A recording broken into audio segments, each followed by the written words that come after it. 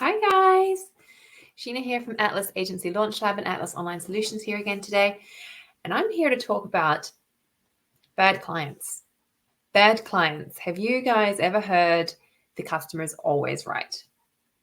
The customer or the client is always right. Like most of you, I have heard this over and over again from company leaders while I've been employed at various businesses. And I've had clients that have driven me berserk and have caused me to question why I started an agency. All of the hard work of entrepreneurship, the constant studying, the romance, the chase, the experimenting on service provisions, creations, all of this gets dragged down by bad clients.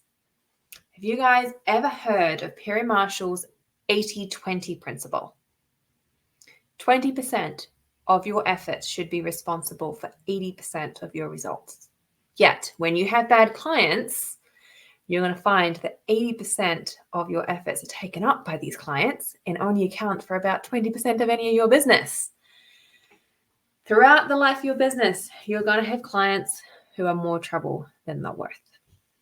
Most of your clients are probably fantastic, okay? They're going to bring you interesting projects. They will learn, they will adapt based on your recommendations. They're going to teach you interesting new things, and they're going to allow you to grow and challenge yourself. But throughout the life of your agency, you're going to come across some clients who are just difficult to work with, okay? They're going to question the work you do for them, start arguments with you, start arguments with your team incessantly, put pressure on you to deliver work, refuse or consistently forget to give you the information that you've asked for. Or you can say, look, I need this information from you while we're working together within 3 business days and me asking for it, and then 2 weeks later, just randomly give it to you and expect that everything's still okay. Because of this turbulent relationship, this is going to undermine your work. They're going to undermine your work and they're going to blame you. And in some cases, they're going to refuse to pay you. And when a client becomes a bigger hassle than the money that they bring in is worth to you, it's time to make the tough call and end the relationship.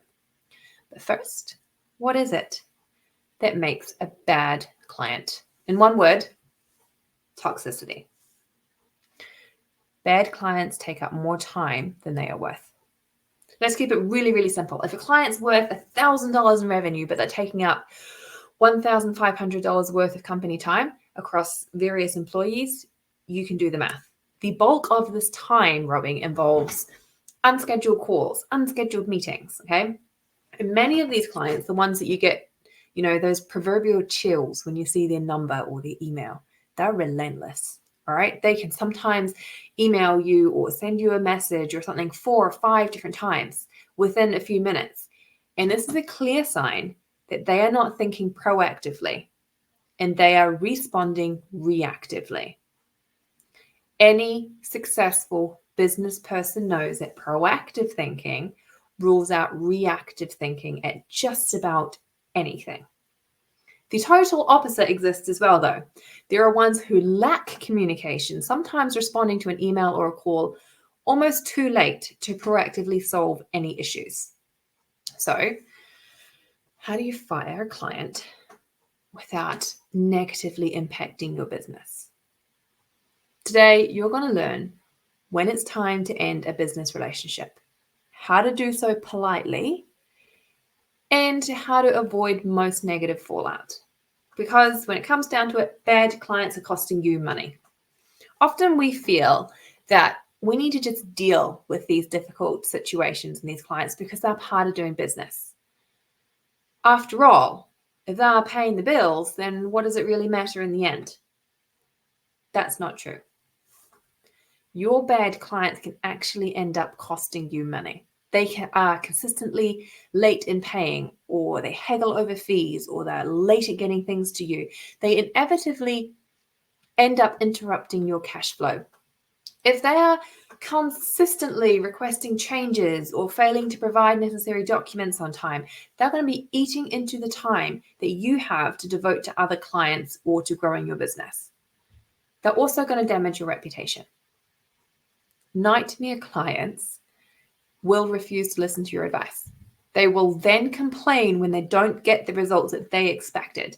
And if a client has a large audience, your complaints or their complaints about you might reach others in your industry. And it might cause them to reconsider any partnership that they might have with you. And let's be honest, if they're just a nightmare to work with and they're bullying your team, they're creating additional stress. Employees with a high stress level will engage less. They will be less productive and they will take more sick leave than workers who are content. Eliminating the source of this stress will provide morale and productivity, and that has a positive impact on your agency. When bad clients hurt your team, your culture, and your bottom line, it might be time to let them go. Putting off having these awkward and uncomfortable conversations with clients can have significant financial implications. And I've done it. So many times. I've had people come to me and say, this person was just flat out rude. And I'm like, oh, I've never had that issue. Or there's been situations where I've said to my team, you don't have to worry about doing client relations emails. I will, because I know they're difficult. Or I've tried to take a few days off, right? I've been out for a valid reason. And I've had a teammate have to come to me because there's been a client that has effectively bullied them because they've said, look, I don't have that information. That is not my level in my area of expertise. But Sheena will be back in the office on this date and will be able to provide you with that information. It was not time sensitive. It did not affect the quality of work or the service or the that we were providing to this client. And then that client turned around and bullied this person effectively to the point that I had to come in on a day off to address the situation and assist that client. And there's been times when things like this have happened. And as a business owner, it's really, really tricky to realize, to have that switch inside your mind of, right, I need to step away. Sometimes you think, oh, okay, maybe I need to give staff more training in different areas of expertise, or as was the case with me, maybe, I just need to do a better job at making sure people are prepared when I'm about to leave the office. No. It's not on you. It is not on you. This is a sign of a bad client. And instead of allowing it to continue, instead of allowing the relationship to evolve and eventually degrade over time, I should have stopped then, but I didn't know enough back then. And that's why we're having this conversation now. However, sometimes this client relationship is salvageable, okay? When there are challenges in a client relationship, there are often opportunities, okay? Having an open and an honest conversation with your client can save a relationship. The cost of acquiring a new client is 5 times higher than the cost of retaining one. So it is worth giving it a try. There are a number of questions that you can ask yourself. You can ask your team, and this is going to help you determine whether or not a client relationship is worth saving or if that ship has just sailed. Do you need this client? If firing this client would have a significant impact on your bottom line, then it's time to look at how you can mediate and save the relationship. Has there been consistent communication? Regular communication with clients is essential for maintaining a strong client relationship. If your client is failing to get back to you, they're not providing required documents or information at an agreed upon time, it can be almost impossible to do the work that they've requested. In these situations, draw a line in the sand. Establish expectations and timeframes. State the importance of it, right? Tell them why, and then let them know that that work can't progress until this information has been received. Okay. Next question. Have you met all of your obligations? You should have an agreement or a contract in place a lot of the time. Check it. Ensure that all reasonable efforts have been made to complete all of the work. Where possible, complete all contracted work before terminating an engagement with somebody. Is the relationship at a point of no return? That's another question, because not all clients are a lost cause. There are a number of steps that you can take to salvage a difficult client relationship. Take every opportunity to resolve this issue before moving on to a serious discussion on terminating a relationship. Now, how do you identify a bad client? I wish all of us knew how to identify a bad client because it would save us all a big headache, okay? There are a number of ways. Often there are obvious signs, right? Like not seeing eye to eye on project priorities, constant changes to the scope of work, questioning your practices, prices, charges on invoices will be questioned, or regularly failing to pay on time. These are often signs of a nightmare client. Now, I have a list of nightmare clients that you might have encountered or you could be currently contending with. And while these are generalizations and every client is a little bit different, you might be able to spot some familiar patterns of behavior. The I needed it yesterday client. This type of client believes that just discussing an idea means that the work will get done immediately. They don't seem to be aware of the fact that you have other clients who aren't them. Every single project they have is extremely urgent. However, you will often get held up for approval on their end. Okay, no matter how many times you try to set appropriate expectations, this client just doesn't get it. The client who always pays late, but then demands the world. This type of client seems professional. They seem put together. But not only are they extremely demanding, they request multiple revisions. They require a lot of attention from your team. But when it comes to paying the bill, only then do they mention that they're having cash flow problems or things like that. And they argue about every single cent that you're charging them. And then they can become so belligerent that you end up knocking their price down just to get rid of them. That's not my fault client. This client loves the sound of their own voice. Okay. They love talking over people. They regularly interrupt you and your team. They love to blame people when things go wrong loudly in front of their colleagues, their staff, anybody. This type of client delights in making other people feel small.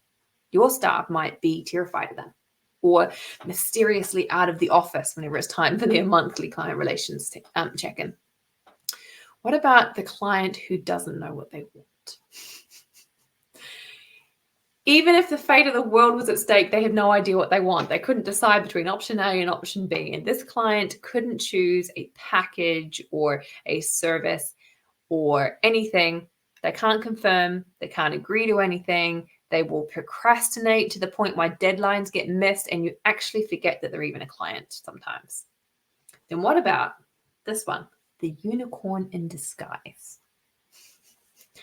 On surface, this client appears to be the perfect dream client.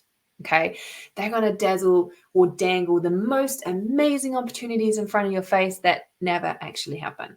They know that they are a mythical creature that you desperately want to obtain. So they're going to dangle that promise in front of you and get you to jump through hoops and complete quests and bow to their mighty and majesty. And then just when you think that they're within your reach, they disappear without a trace.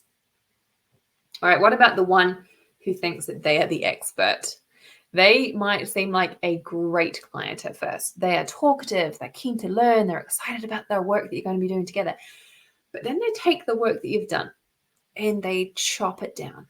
They add things to it and they twist it all around. And by the time they're done, it bears no resemblance to the project that was initially conceived.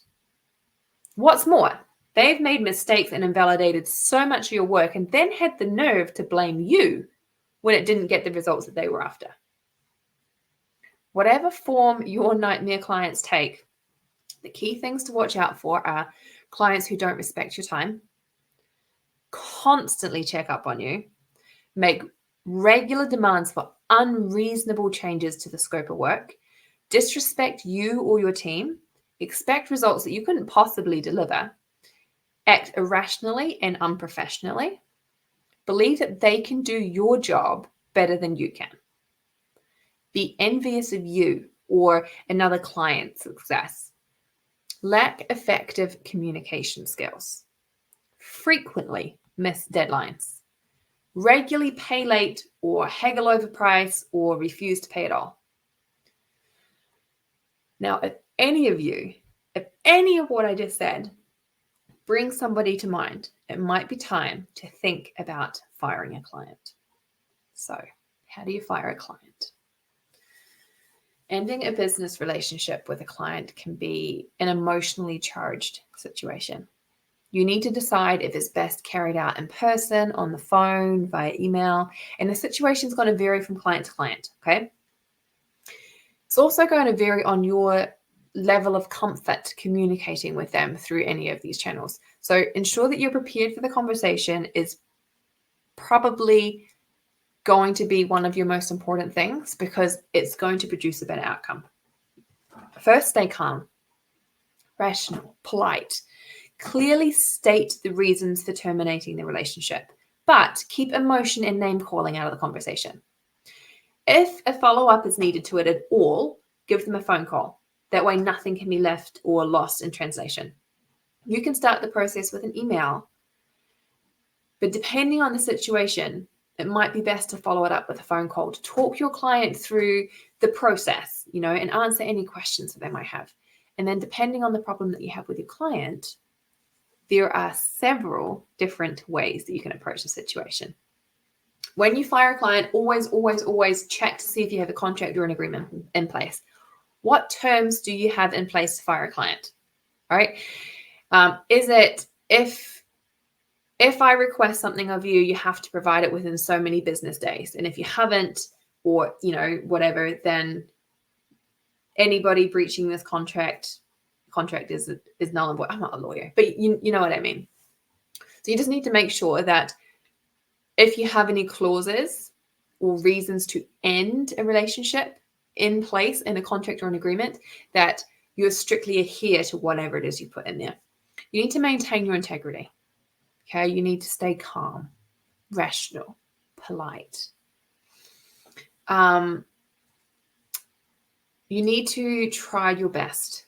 Try your best to keep emotion out of it. Now, it's almost impossible. It really, really is. And I suggest that when you decide what you're going to say, you use somebody else as a sounding board, because I'm going to tell you if you're, sounding too emotional. Follow it up with a phone call if you need to. You can definitely or should definitely start the process in writing. But if you need to, follow it up with a phone call. Resist the urge to engage. People are so defensive. I am incredibly defensive, and everybody's incredibly defensive. Just think about it. Somebody says, this isn't working out, and here's why. You're going to immediately take it personally and things like that.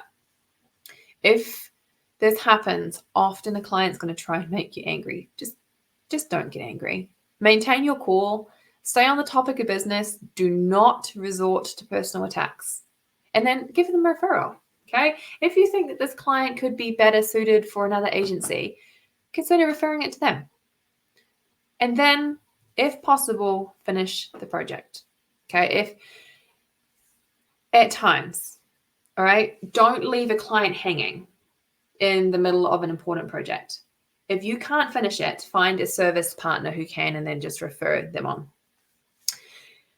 I have written out some examples that you could use as an email or a script when you are firing a client. So let's start with the straight talk. Okay. Just give me a second and I'll share my screen and show you what I'm doing.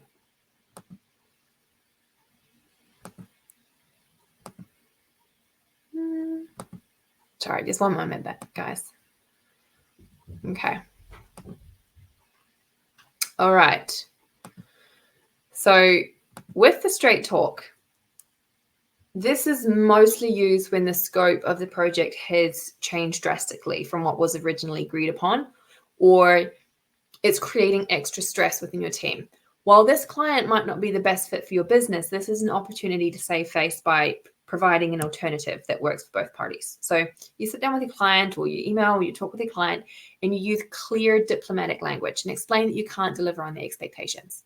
And that while you aren't the right fit for each other, you do know a business who might be suitable for their needs, okay? So to start it, you're going to say something like, "Dear Mr. Client, unfortunately, we have had to make the difficult decision to terminate our contract effective from this date. Due to the recent problems and delays with your project, it's come to our attention that we are not a good fit for each other. Your requirements are outside the scope of what we do as a company, and we'd like to recommend this person who has a focus on this specific project requirement, and it might be a better fit for your needs. In the meantime, we will be finalizing any outstanding work, providing any remaining deliverables, and preparing their account for closure. If you'd like to discuss this further, we will be happy to discuss the situation via phone call or in person or via video call.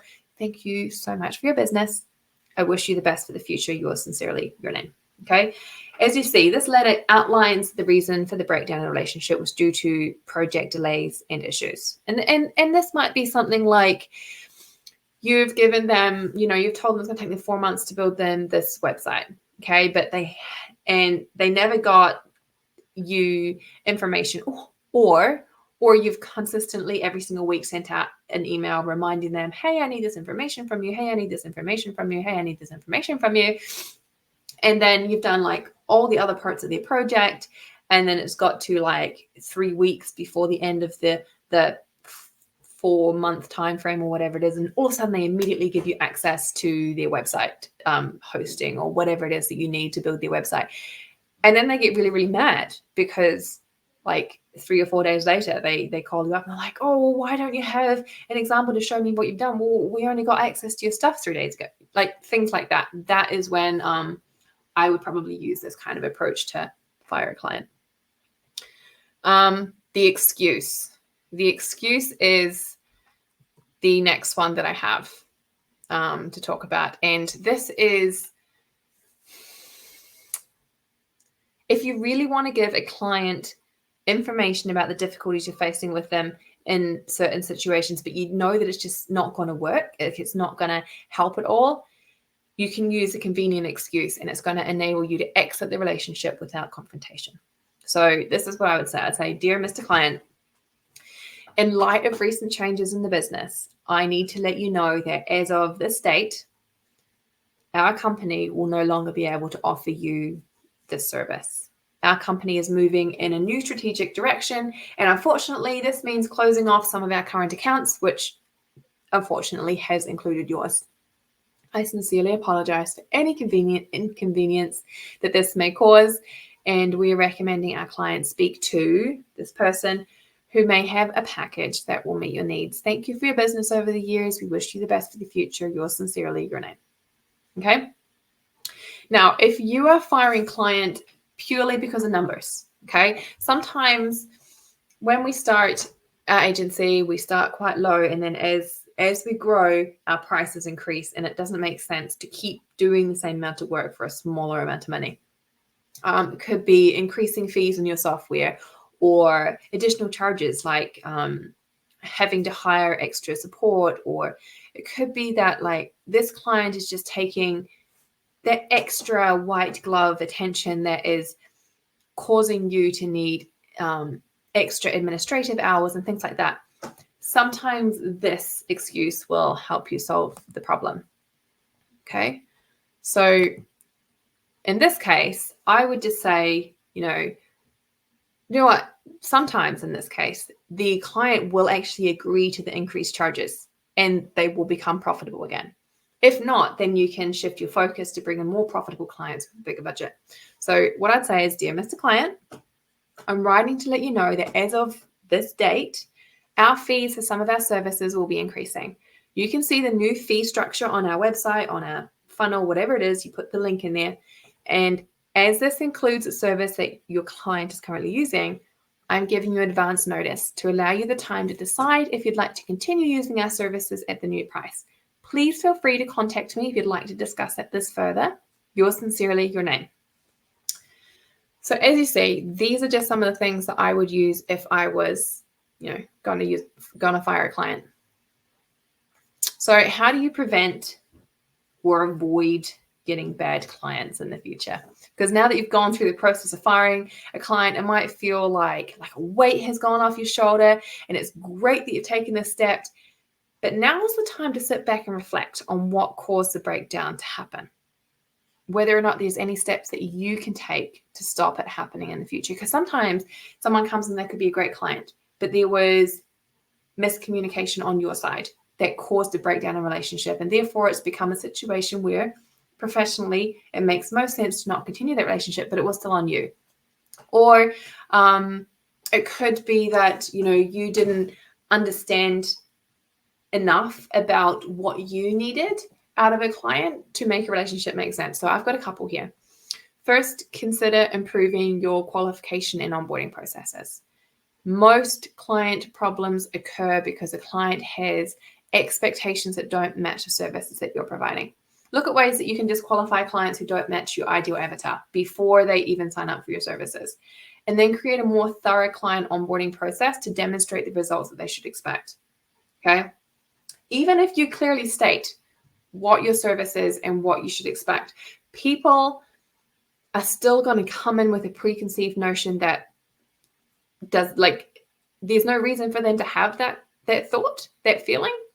But then they're still going to get disillusioned because it didn't happen. So you just see if there's anything you could do, change your wording, change your branding, change the onboarding qualification process to help avoid those situations in the future. Reevaluate your pricing. This is a massive one. Clients that pay you more are better quality clients. They really are. There are very, very few times that I have ever given somebody a special deal or given somebody a low priced thing and achieved a great client relationship out of it. People who come to you and want you to give them the world for peanuts are not usually the kind of people that you want to form a client to business relationship with. So reevaluate your pricing. And if you've gated yourself into a fee structure with clients, that means that you don't really have a lot of wiggle room when these clients are requiring more of your time. I recommend reevaluating it. Reevaluate your fees annually or every 6 months if you need to, and then adjust charges for exceeding support or changes to the scope to avoid absorbing the cost of out-of-scope requests. Prioritize your client list to help you understand the type of work that you're attracting and whether or not you have too many bad clients on your list. Look for reliable lead generation services or sources.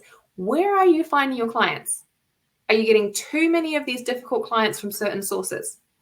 So look for new strategies to find the sort of clients that you actually want to work with. Now, we all deal with bad clients every now and then. The key is to identify them early on, and unlike I did, make a plan and an exit strategy straight away that's going to leave you with your dignity and your integrity intact. If 90% of your clients are amazing, then they deserve your time and energy to help you meet their goals. Now, what are the major benefits of hiring a client? Less stress. Remove the toxicity out of your life, and there's less stress, especially for anybody who has direct contact with those clients. When a horrible client is continually driving you nuts, it weighs not only on the leadership team, but anybody who has contact with them and their project. I have had a client confirm a set of topics for a quarterly blog kind of strategy or a newsletter or something like that. And I don't want to be too specific, okay? This would have taken a couple of hours work, okay? So the work starts and we submitted the first title, and then the client forgot to explain to us a huge change in strategy and the fact that they were combining it with a couple of other companies, okay? This resulted in some negative return on investment, not just for me, but for other members of the team that were participating in this project. We let it slide. Then it happened again. And some disrespectful words were said about us about us not knowing about their change in strategy. Well, they hadn't let us know. Okay. And the stress just wasn't worth it. It isn't worth it. So goodbye to bad clients. And more importantly, the stress of dealing with that client. And that's going to leave you with more time to focus on other priorities. When you get rid of a bad client, the drop in revenue might scare you, right? The flip side of this is it provides alternative and additional time for business development that's going to lead to a stronger, faster growing business, like restructuring your policies for dealing with clients, restructuring or experimenting with your current service offerings, creating new services or packages or services, or combining an amplification service of like newsletters and social media with current blog campaign clients, things like that. It can also allow you to experiment with price differences in sales pitches.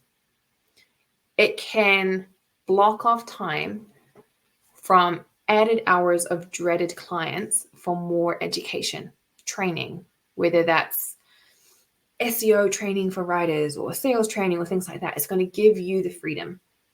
And then it's going to let you upsell existing clients by introducing them to the new services or the combinations of existing services. And it's going to allow you to then grow. Right? Creativity comes from a place of peace. Creativity is where business growth is seeded from. And if you're not in a place of peace, if you're in a constant place of stress, if you have that client in your business that their phone number comes across and you're like, oh, this person, we have to take a deep breath before you read the email. That's a sign that there's something wrong. That's a sign that you need to be assessing whether or not there is a way to heal the relationship, or if the relationship needs to be ended, because you can't leave it the way it is. Okay? Now, when all of these things combine, it all leads to the most lucrative part of firing a client: a higher return on investment. Now, isn't that music to all of our ears? With added time to focus on your business development and a clear head from lack of stress, you're soon going to start upselling existing ones and adding new clients. It's all about sharp focus, continual learning, and nothing provides better education than dealing with a bad client, especially one that you were forced to fire. All right, so how do you, just to recap, all right, how do you drop a client respectfully? Okay, if you're stuck, if you can't figure out how to respectably hire a client, here are a couple of tactics. Okay, honesty. Honesty is always going to reign supreme, especially when situations are super negative. Be open with the client about exactly why the current situation sucks. All right, give them time to respond, but be true to your word that if they can't change, it shouldn't equate to negative relationships, but rather just one that doesn't work. I mean, I've had some friends I love so dearly, but I just can't do business with them. And it's the same way with business relationships. Some are great, but out of the business spotlight, you're awesome, but totally toxic with inside of that business spotlight. Okay. Raise your prices. Raise your prices. If they don't want to go, just raise your prices to get rid of that one client with respect. I've had a client that I have proved return on investment to over and over and over again. Just simply raise my prices by 50%. Okay. Recommend another agency. Don't let anybody go, be that clients, employees, contractors, anything, without a recommendation of where to go. I have multiple agency partners that I trust, and they all love for me to send business their way. But I also have to remember to be openly honest with them, okay? Whenever I introduce the new clients that I've just split with, I simply say in the email to the other agency that my agency and the client were not a good fit. All right, now concluding thoughts. Part of any business, especially digital marketing agencies, is dealing with bad clients, the ones that are toxic to the overall well-being of agency staff, your revenue, all of that. And the key to productivity or proactivity versus reactivity is bad clients easy to recognize. They disrupt the positive flow of the agency. So be proactive about it. All right. The goal is recognize the signs, remain calm, react with pure kindness, with respect, and then try a few of these techniques to keep the relationship going, like being honest about the situation, providing some time for healing. But if that doesn't work, if the toxicity continues, it's time to consider firing that client. Toxic clients bring more baggage than just stress. They waste the only thing that we can't get back in life: time. and of course revenue. Remember, there are thousands of clients who are looking for a reputable and honest agency. Once you get rid of that one bad client, you can start focusing on landing more and more of these positive clients. And of course, put more time in catering to your truly positive clients. All right, guys, I hope this has been helpful, and I will see you again next week.